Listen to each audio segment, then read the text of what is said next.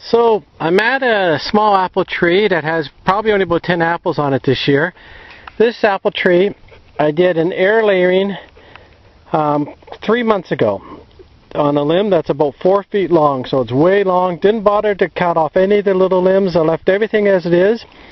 At 3 months all I had was calluses on it, and it's now solid. Or at 2 months there's calluses, and at 3 months is when I'm opening it up. So I took the cover off enough to do a thumbnail, but I'm going to show you what it looks like inside. So I just basically used a chipped container. It's a small 227 gram, which is whatever in ounces. And I had just put plain old dirt inside, potting soil, and look at all these roots. Tons and tons and tons of roots.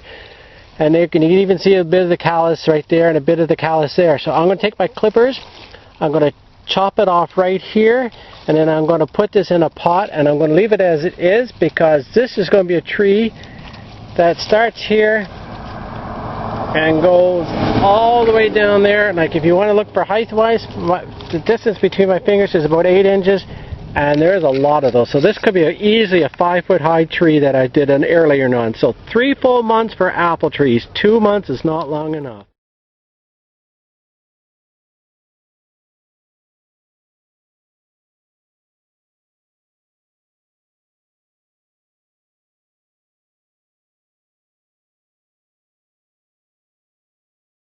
So now that you've seen my air layering, my 5-foot long limb that I did, we picked 8 apples off the tree, and these are anywhere between 2 and 3 inches across.